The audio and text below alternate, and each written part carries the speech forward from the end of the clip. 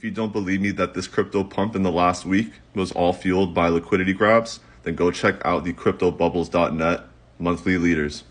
First one is FTT or FTX, that's up 137%. Now, who do you think is truly investing in that right now? This man's making some good money. Next, you have Lido LDO that has already faced insolvency issues because they're tied up to the ass with staked ETH.